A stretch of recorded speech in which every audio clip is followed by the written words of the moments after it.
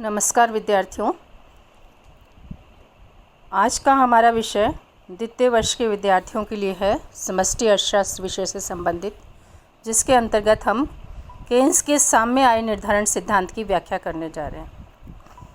विद्यार्थियों, मेरे पूर्व वीडियो में मैंने आपको स्पष्ट किया था कि प्रतिष्ठित अर्थशास्त्रियों का साम्य आय निर्धारण का सिद्धांत क्या है, और उसके अंतर्गत मैंने यहाँ आपको ये स्पष्ट किया था कि प्रतिष्ठित अर्थशास्त्रियों का यह मानना था कि अर्थव्यवस्था के अंतर्गत हमेशा ही पूर्ण रोजगार पाया जाता है और अर्थव्यवस्था कभी भी पूर्ण रोजगार की स्थिति से विचलित नहीं होती है। परंतु केन्स ने अपने साम्य आय निर्धारण के सिद्धांत में प्रतिष्ठित अर्थशास्त्रियों के इस विचारधारा की कटु आलोचना की, और केन्स का ये मानना था कि अर्थव्यवस्था के अंतर्गत पूर्ण रोजगार की साम्य आय विद्यमान नहीं होती है। और इस सिद्धांत की व्याख्या उन्होंने अपनी प्रसिद्ध पुस्तक the general theory of employment, interest and money में की, जिसका कि प्रकाशन 1936 में किया गया। केन्स का यह सिद्धांत मंदी की स्थिति के अंतर्गत रोजगार की संभावनाओं के संदर्भ में है।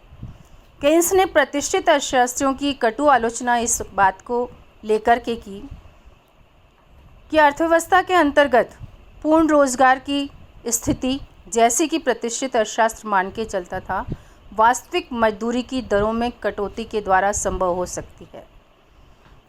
उन प्रतिष्ठित अर्थशास्त्रियों का यह मानना था कि अर्थव्यवस्था के अंतर्गत प्रचलित मजदूरी की दरों में यदि कटौती कर दी जाए तो सभी काम चाहने वाले व्यक्तियों को रोज़गार प्राप्त हो जाएगा, और वह रोज़गार जो प्राप्त होगा वो पूर्ण रोज़गार होगा, और वह पूर्ण रोज़गार के अनुरूप साम्य आय निर्धारित हो जाएगी।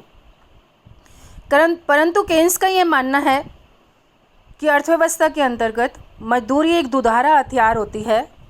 यदि मजदूरी की दरों में कटौती की जाती है तो जहाँ एक और वो उत्पत्ति के साधनों की लागत को घटाती है, अर्थात उत्पादन की लागत में कमी करती है, वहीं दूसरी ओर मजदूरी श्रमिकों की आय होने के कारण श्रमिकों की मौद्रिक आय में कमी को लाती है, जिसके परिणाम स्वरूप अर्थव्यवस्था में श्रमिकों के द्वारा वस्तुओं सेवाओं की मांग कम की जाती है, और वह वस्तुओं सेवाओं की मांग कम की जाती है तो उत्पादन एवं रोजगार घटता है। अतः केन्स का यह मानना था कि अर्थव्यवस्था के अंतर्गत मजदूरी की दरों में कटौती समग्र मांग में कमी ला देगा, और मांग की कमी के परिणाम स्वरूप अर्थव्यवस्था पूर्ण रोजगार के स्तरों को प्राप्त नहीं कर सकती।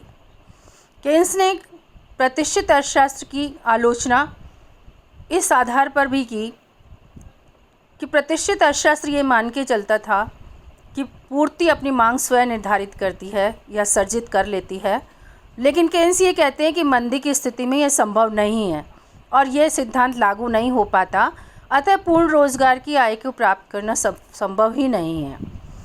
केन्स ने प्रतिष्ठित रोजगार के सिद्धांत की आलोचना इस आधार पर भी की थी कि मंदी की स्थिति में मौद्रिक नीति का औचित्य ही समाप्त हो जाता है।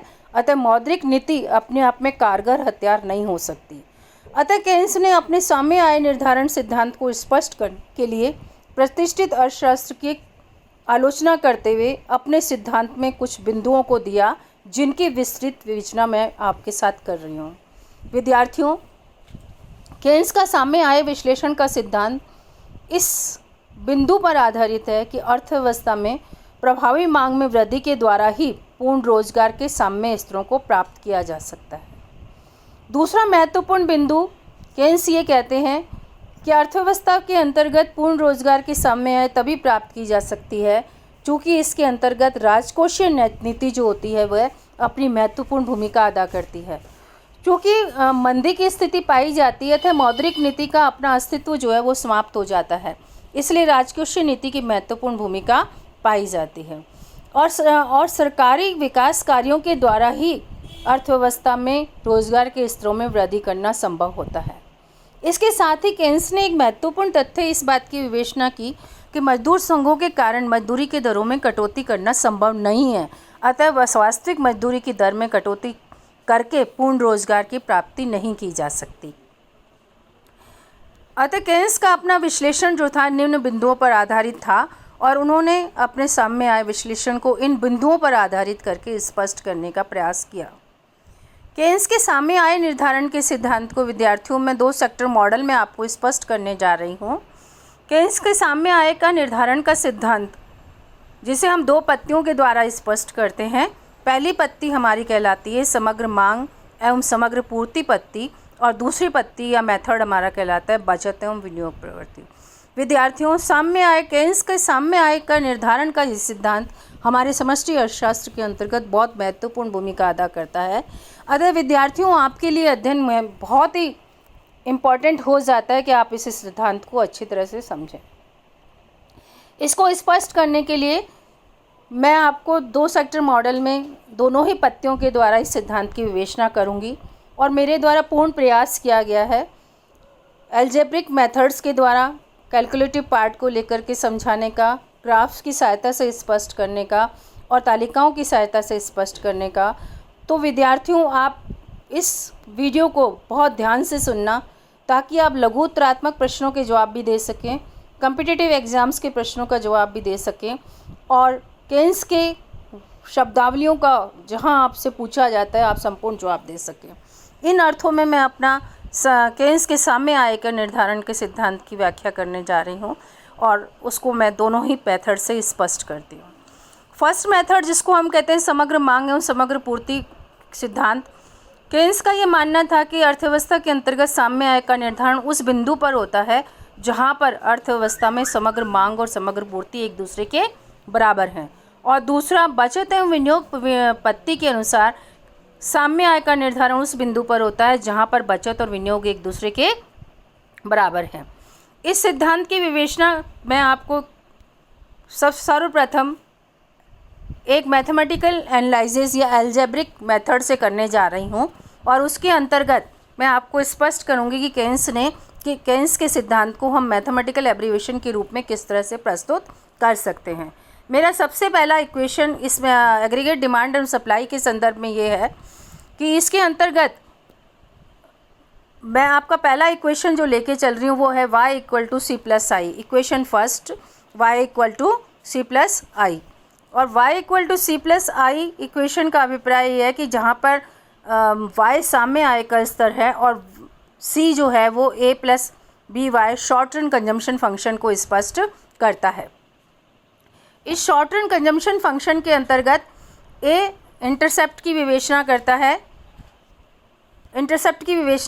और इंटरसेप्ट जो है वो क्या बताता है, कंजम्पशन फंक्शन के अंतर्गत a को हम अंतःखंड के रूप में परिभाषित करते हैं। अर्थात a का अभिप्राय यह है कि अर्थव्यवस्था के अंतर्गत इसका आय के साथ कोई संबंध नहीं पाया जाता है। b marginal propensity to consume को बताता है, जिसे कि मैंने MPC द्वारा स्पष्ट किया है। और ये MPC क्या है? मार्जिनल प्रोपेंसिटी टू कंज्यूम अर्थात delta C by delta y। और delta C by delta y इस बात की विवेचना करता है कि अर्थव्यवस्था के अंतर्गत आय में परिवर्तन होने से उपभोग में कितना परिवर्तन उत्पन्न होता है, जिसे केन्स ने सीमांत उपभोग प्रवृत्ति के नाम से स्पष्ट किया है। y खर्च योग्य आय को इंगित करता है। यदि मैं एल्जेब्रिक इक्वेशन को सॉल्व करना चाहूँ तो मैं आपको मान दे रही हूँ a बराबर है 50 के, अर्थात व्यक्ति उपभोग यदि आय का स्तर 0 है तो भी 50 की इकाई के बराबर 50 रुपये के बराबर उपभोग करते हैं, इसलिए a का मान मैंने 50 लिया है। b इक्वल टू 0.75 मैंने लिया है और b इस बात की विवेचना करता है कि अर्थव्यवस्था के अंतर्गत यदि 1 रुपये से इनकम अर्जित की जाती है तो उपभोग जो होगा वो 0.75 से होगा। ऑटोनोमस इन्वेस्टमेंट आई 75 के बराबर मैं लेके चल रही हूँ, 75 के बराबर।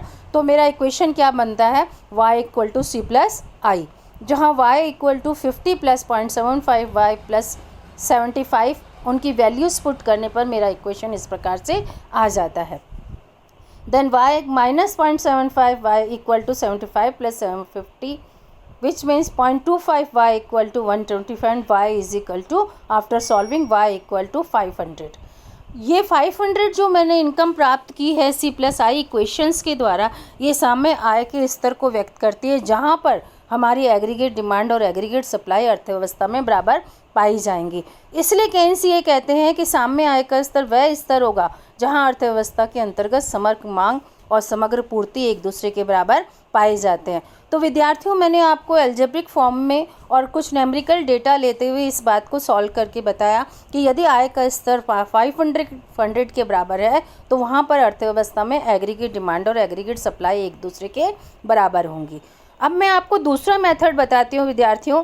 दूसरे मेथड के अनुसार जो बचत एवं विनियोग पत्ति का हमारा मेथड है, उसके अनुसार मैं ये कहती हूँ कि केन्स ये मान के चलते हैं कि साम्य आय का निर्धारण अर्थव्यवस्था पर उस बिंदु पर होगा जहाँ पर बचत और विनियोग अर्थव्यवस्था में एक दूसरे के बराबर पाए जाते हैं।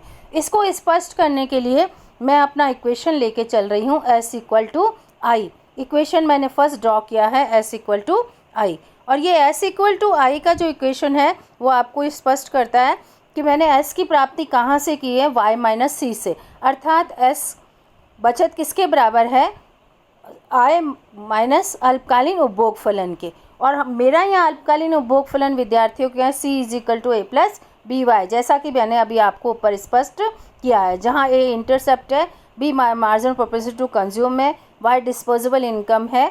इफ़ A=50 वही डेटा मैं ले रही हूँ, B = 0.75 और ऑटोनोमस इन्वेस्टमेंट 75 के बराबर है, तो मेरा सेविंग फंक्शन क्या बनता है विद्यार्थियों, S=Y minus consumption function A+BY, then S=A+1 BY, S=I रखने पर मेरे डेटा पुट करती हूँ, तो ऐसी स्थिति में आपके पास में साम्य आय का स्तर जो प्राप्त होता है पुनः 500 के बराबर प्राप्त होता है। ये 500 इनकम ऐसी इनकम है जहाँ पर अर्थव्यवस्था में बचत और विनियोग एक दूसरे के बराबर है, अर्थात बचत भी 75 है और ऑटोनोमस इन्वेस्टमेंट भी 75 है। इस प्रकार विद्यार्थियों, केन्स ने ये स्पष्ट करने का प्रयास किया कि अर्थव्यवस्था के अंतर्गत ये साम्य आय का स्तर वह स्तर होता है जहाँ सेविंग और इन्वेस्टमेंट एक दूसरे के बराबर होते हैं। और मैंने अपने मैथमेटिकल एग्जाम्पल के द्वारा आपको स्पष्ट कर दिया है, यदि साम्य आय का स्तर हमें पर 500 प्राप्त होता है तो बचत और विनियोग एक दूसरे के बराबर होंगे। इसी डेटा को मैं पुट कर रही हूँ आपके पास में एक तालिका के द्वारा, और उसमें मैंने आपको स्पष्ट करने का प्रयास किया है कि अर्थव्यवस्था के अंतर्गत समग्र और मांग और समग्र पूर्ति को किस प्रकार से प्राप्त किया जाता है और एनालाइज किस प्रकार से किया जा सकता है। विद्यार्थियों, मेरा फर्स्ट कॉलम आपको स्पष्ट करता है, ये तालिका मैंने स्वयं जनरेट की है और उन डेटा के बेस पे किए जो मैंने अभी आपको दिए हैं। A=50, B = 0.75 और I = 75। इसके बिहाफ पे मैंने ये डेटा जनरेट किए हैं, और इस डेटा के बिहाफ में मैं पुनः आपको स्पष्ट करती हूँ कि साम्य आय का स्तर केवल एक ही होगा जहाँ पर समग्र मांग और पूर्ति एक दूसरे के बराबर होंगी, और इसके साथ साथ अर्थव्यवस्था के अंतर्गत बचत और विनियोग भी एक दूसरे के बराबर होंगे। मेरा तालिका का प्रथम कॉलम आय को बताता है। आय के स्तर मैंने विभिन्न लिए हैं, 0, 100, 200, 300, 400, 500 एंड 600। कंजम्पशन फंक्शन से मैंने उपभोग की गणना की है तालिका की। मेरा कंजम्पशन फंक्शन जो आपको मैंने पूर्व में दिया अल्पकालीन पिछली स्लाइड के अंतर्गत, वो है C=A+BY, और उसी के आधार पर मैंने उपभोग के कॉलम की गणना की है। 0 आय का स्तर है, तो मैंने आपको बताया था कि इंटरसेप्ट जो है वो हमारा 50 के बराबर है, और हम ये मान के चलते हैं कि यदि आय का स्तर 0 है तो भी लोगों के द्वारा 50 का उपभोग किया जाएगा। इसके पश्चात 100 इनकम के लेवल पर कंजम्पशन हमारा 125 है, जिसका कैलकुलेशन मैंने पुनः किसके आधार पर किया है, जिसका कैलकुलेशन पुनः मैंने इसी आधार पर किया है कि अर्थव्यवस्था के अंतर्गत यदि इनकम हमारी 100 है तो कंजम्पशन हमारा 125 होगा, और वो भी इसी कैलकुलेशन पे था। C=A+BY के अकॉर्डिंग वो डेटा पुट किया और मेरे पास कंजम्पशन आया 125। इसी तरह से आय अगर 200 है तो कंजम्पशन 200, 300 पे 275, 400 इनकम पे कंजम्पशन 350, 500 पे 425 और 600 पे 500। कैलकुलेशन का पार्ट वही है, C=A+BY, और डेटा रखते हुए मैंने उपभोग की गणना की है। विनियोग का कॉलम ये बताता है कि हमारा विनियोग जो है वो स्वायत्त विनियोग है, जिसका आय के स्तर से कोई संबंध नहीं है, इसलिए प्रत्येक आय के स्तर पर हमें कांस्टेंट राशि 75 प्राप्त होती है विनियोग की, जिसे मैंने तालिका में ले लिया है। बचत कैसे प्राप्त की विद्यार्थियों? पूर्व स्लाइड में मैंने आपको स्पष्ट किया कि बचत किसके बराबर है, y माइनस सी के, और इसको लेते हुए हमने देखा ये 0 आय का स्तर है तो बचत हमारी -50 है, 100 आय का स्तर है, कंजम्पशन 125 है इसलिए बचत -25 है, 200 इनकम 200 कंजम्पशन, सेविंग हमारी 0, 300 275 25, 400 350 50 और इसी प्रकार से 75 एंड 100। समग्र मांग क्या होगी विद्यार्थियों? पूर्व स्लाइड में मैंने आपको स्पष्ट किया था हमारी समग्र मांग किसका जोड़ होगी, सी प्लस आई का। सी प्लस आई को हम जोड़ते हैं तो हमें समग्र मांग की तालिका प्राप्त हो जाती है। 50 plus 75 120, 120 plus 75 200, 200 plus 75 275, 275 plus 75 350, 350 plus 75 425, 425 plus 75 500 and 500 plus 75 575। समग्र पूर्ति को हम कैसे प्राप्त करते हैं? सी प्लस एस के द्वारा। सी प्लस एस को जब हम जोड़ते हैं तो सी हमारा 50 है, बचत हमारी -50 है, समग्र पूर्ति 0 है, 125 -25 100, 200 0, 200 275 25, 300 350 50, 400 425 75 500 500 प्लस 100 600। अब ये हमारे पास में जो है वो उस कंप्लीट तालिका बन गई है जिसे मैंने अपनी पिछली स्लाइड के डेटा के आधार पर बना दिया। इम्पोर्टेंट तथ्य क्या है इस बात में विद्यार्थी, ये देखिए कि हम ये कहते हैं, केन्स का ये मानना है कि अर्थव्यवस्था के अंतर्गत साम्य आय का निर्धारण उस बिंदु पर होगा जहाँ पर समग्र मांग और पूर्ति एक दूसरे के बराबर होंगे। विश्लेषण के अंतर्गत आप ये देखते हैं कि हमें साम्य आय का स्तर केवल एक ही प्राप्त होता है 500, जहाँ पर हम ये कहते हैं एक ही प्राप्त होता है 500, जहाँ पर हम ये कहते हैं हमारा समग्र मांग और पूर्ति जो है एक दूसरे के बराबर हैं। यहाँ आप देखिए विद्यार्थियों 500 इनकम पर AD इक्वल टू AS की स्थिति पाई जाती है। आपकी साम्य आय 500 है, समग्र मांग भी 500 है, समग्र पूर्ति भी जो है वो 500 है, जहाँ AD इक्वल टू AS है, S इक्वल टू I है।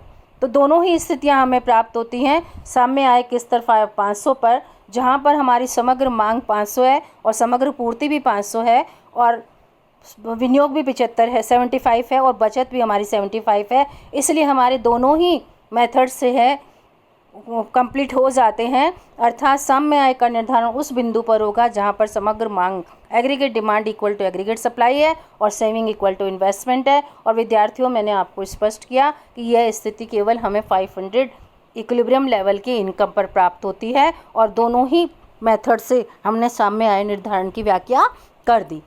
ऊपर हम देखते हैं कि 500 से नीचे जितना भी आय का स्तर है 0, 100, 200, 300, 400, यहाँ पर हम देखते हैं कि सभी पॉइंट्स पर aggregate demand is greater than aggregate supply है। Aggregate demand 125, supply 0, aggregate demand 200, 100, तो हम क्या कहते हैं कि डिसइक्विलिब्रियम है कि AD is greater then AS है। और यदि हम इनकम का लेवल 500 से ऊपर लेते हैं 600, तो हम यहाँ क्या देखते हैं कि हमारी एग्रीगेट सप्लाई जो है वो 600 है और एग्रीगेट डिमांड जो है 575 है, then aggregate supply is greater than aggregate demand. तो साम्य केवल हमें एक ही इनकम पर प्राप्त होता है जहाँ पर हम ये कहते हैं 500 का इनकम का लेवल, जहाँ पर समग्र मांग समग्र पूर्ति एक दूसरे के बराबर है और विनियोग और बचत एक दूसरे के बराबर है। इस प्रकार विद्यार्थियों मैंने उपरोक्त तालिका के द्वारा बहुत ही सुंदर डेटा को लेकर के कैलकुलेट करते हुए आपको स्पष्ट किया कि अर्थव्यवस्था के अंतर्गत साम्य आय निर्धारण के सिद्धांत की व्याख्या हम तालिका के द्वारा किस प्रकार से कर सकते हैं। विद्यार्थियों में अगला कंसेप्ट जो लेने जा रही हूँ वो ये लेने जा रही हूँ कि जो मैंने आपको एल्जेब्रिकल ड्राइवेशन बताई साम्य आय निर्धारण सिद्धांत की और फिर तालिका के द्वारा स्पष्ट किया, उन्हीं बातों को मैं ग्राफिकल मेजरमेंट के अंतर्गत आपको स्पष्ट करने जा रही हूँ कि केन्स के साम्य आय निर्धारण सिद्धांत की व्याख्या हम समग्र मांग एवं समग्र पूर्ति पत्ति के द्वारा भी कैसे कर सकते हैं और बचत और विनियोग पत्ति के द्वारा भी कैसे कर सकते हैं। तो पहले मैं आपका ध्यान आकृष्ट करूंगी इस डायग्राम पर कि हम समग्र मांग एवं समग्र पूर्ति पत्ति के द्वारा चित्रीय व्याख्या किस प्रकार से कर सकते हैं। इसको स्पष्ट करने के लिए विद्यार्थियों मैंने हॉरिजॉन्टल एक्सिस पर साम्य आय का स्तर को मेज़र किया है और वर्टिकल एक्सिस पर या लंबवत अक्ष पर समग्र मांग एवं पूर्ति को लिया है। 45 डिग्री की रेखा y is equal to y is equal to C plus S समग्र पूर्ति की रेखा को स्पष्ट करती है। और c जो है हमारा वो अल्पकालीन उपभोग फलन है, c equal to A plus B Y. और c plus I autonomous I जो हमारा है वो हमारा समग्र मांग फलन है। और चित्रानुसार समग्र मांग फलन और 45 डिग्री की रेखा परस्पर एक दूसरे को E1 बिंदु पे काटते हैं, जहाँ पर साम्य आय के स्तर का निर्धारण 500 होता है। और वहाँ पर हम देखते हैं कि समग्र मांग और पूर्ति एक दूसरे के बराबर पाई जाती हैं। इसलिए अर्थव्यवस्था के अंतर्गत साम्य आय कौन सी होगी, जहाँ पर aggregate demand equal to aggregate supply है। और मेरी पूर्व तालिका के द्वारा मैंने आपको स्पष्ट किया कि साम्य आय का स्तर क्या है 500, जहाँ पर समग्र मांग 500 है और समग्र पूर्ति भी 500 है। इस प्रकार अर्थव्यवस्था के अंतर्गत हम साम्य आय निर्धारण सिद्धांत की व्याख्या कर सकते हैं। यदि अल्पकाल में अर्थव्यवस्था में आय का स्तर साम्य आय के स्तर से ऊपर हो जाता है, जैसे मैं कहूँ मैंने यहाँ पे डायग्राम में ड्रॉ किया है 600, तो ऐसी स्थिति में हम क्या देखते हैं कि aggregate supply is greater than aggregate demand हो जाता है, अर्थात समग्र पूर्ति तो अधिक होती है और समग्र मांग अर्थव्यवस्था में कम पाई जाती है। परिणाम स्वरूप अतिरिक्त स्टॉक अर्थव्यवस्था में हो जाता है। अतः उत्पादकों के उत्पादन की प्रेरणा जो होती है वो कम हो जाती है। और जब कम हो जाती है तो उनके द्वारा उत्पादन की मात्रा में कमी की जाती है और आय और रोजगार की मात्राओं में कमी होती है। और पुनः साम्य आय का स्तर जो है 500 पर धीरे धीरे पहुंच जाता है, जहां पर हम कहते हैं पुनः समग्र मांग और पूर्ति एक दूसरे के बराबर हो जाती है। इसी प्रकार यदि आय का स्तर अर्थव्यवस्था में साम्य आय के स्तर से कम होकर 400 हो जाता है, तो ऐसी स्थिति में एग्रीगेट डिमांड जो है हमारी वो तो ग्रेटर है और एग्रीगेट सप्लाई जो है वो कम है। अब उत्पादकों के लिए उत्पादन को बढ़ाने की प्रेरणा होती है, क्योंकि एग्रीगेट डिमांड ज़्यादा होने के कारण लोगों की मांग बढ़ती है तो उत्पादन की प्रत्याशाएं बढ़ती हैं, उत्पादन की प्रेरणा बढ़ती है और अर्थव्यवस्था धीरे धीरे 400 के लेवल से साम्य आय के स्तर 500 पर पहुंच जाती है। विद्यार्थियों, ये वही साम्य आय का स्तर है जहां पर पुनः AD इक्वल टू AS की मुझे स्थिति प्राप्त होती है। आंकड़े जो मैंने पुनः यहाँ यूज़ किए डेटा विद्यार्थियों वो वही हैं जो मैंने पूर्व के एग्जाम्पल में लिए हैं। कंजम्पशन फंक्शन हमारा अल्पकालीन है, C equal to A plus B Y. I autonomous स्वायत्त विनियोग है, C प्लस आई समग्र मांग फलन को बताता है।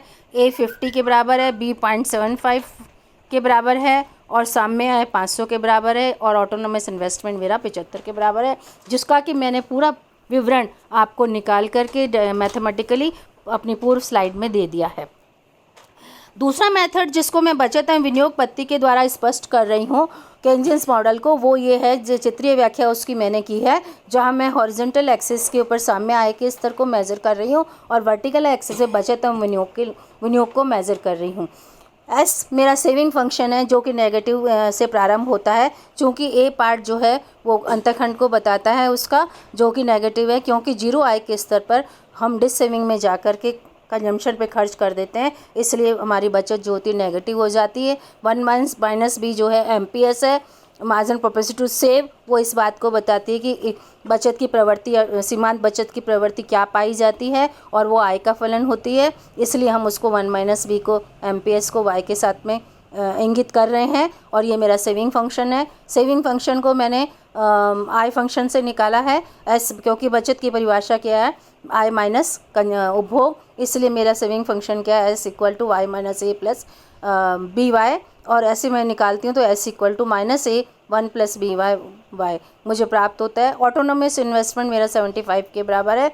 पुनः जहाँ बचत वक्र और स्वायत्त विनियोग के वक्र एक दूसरे को काटते हैं, वहाँ पर साम्य आय का निर्धारण होता है, जो कि चित्रानुसार हमें 500 के लेवल पे प्राप्त होता है, जहाँ पर हम देखते हैं कि बचत और विनियोग एक दूसरे के बराबर हैं, अर्थात ऑटोनोमस इन्वेस्टमेंट भी 75 है और बचत भी 75 के बराबर है। केवल यही आय का स्तर है जहाँ बचत और विनियोग एक दूसरे के बराबर पाए जाते हैं और अर्थव्यवस्था में साम्य पाया जाता है। यदि कुछ समय के लिए आय का स्तर साम्य आय से बढ़ के 600 हो जाता है तो हम देखते हैं कि अर्थव्यवस्था में बचत तो अधिक है और स्वायत्त विनियोग जो है वो कम है। इसलिए अर्थव्यवस्था के अंतर्गत स्टॉक्स में कमी की जाती है। परिणाम स्वरूप आय का स्तर पुनः घट के 500 पे हो जाता है। और यदि हम ये कहते हैं कि आय का स्तर 400 हो जाता है किसी समय साम्य आय से घट करके, तो यहाँ पर हमारा विनियोजन जो है अधिक है और बचत जो है वो कम पाई जाती है। इसलिए पुनः उत्पादन की प्रेरणाएं उत्पन्न होती हैं, लोगों की आय बढ़ती है और बचत की मात्रा बढ़ती है और पुनः साम्य हमें प्राप्त हो जाता है। इस प्रकार विद्यार्थियों, मैंने आपको दोनों ही मेथड से बहुत अच्छी तरह से स्पष्ट करने का प्रयास किया है कि अर्थव्यवस्था के अंतर्गत केन्स के अनुसार साम्य आय निर्धारण का सिद्धांत जो है अपने आप में दोनों ही मेथड से स्पष्ट किया जा सकता है, समग्र मांग एवं समग्र पूर्ति पत्ति की सहायता से और बचत एवं विनियोग पत्ति की सहायता से। विद्यार्थियों, यहाँ हमें इस बात को ध्यान रखना है कि साम्य आय का निर्धारण केन्स के मॉडल के अंतर्गत प्रभावी मांग के द्वारा ही संभव हो सकता है और पूर्ण रोजगार की स्थिति को प्राप्त किया जा सकता है, जिसे केन्स ने विस्तृत व्याख्या राजकोषीय नीति एवं राज्य एवं सरकारों के योगदान के द्वारा करने का स्पष्ट प्रयास किया है। इसलिए केन्जियंस विश्लेषण को हम प्रतिष्ठित विचारधारा पर सुधार मानते हैं और मानते हुए ये लेके चलते हैं कि उन्होंने उन सभी वेरिएबल्स को टच किया, फिजिकल पॉलिसी को, मजदूर यूनियंस को, मजदूरी की दरों को लचीले न होने को, बचत को, विनियोग को, प्रभावी मांग को, इफेक्टिव डिमांड को, समग्र मांग को, समग्र पूर्ति को, इन सभी महत्वपूर्ण बिंदुओं को छूते हुए उन्होंने अपने सिद्धांत की व्याख्या की और यह अर्थशास्त्र का एक महत्वपूर्ण सिद्धांत बन जाता है। धन्यवाद विद्यार्थियों।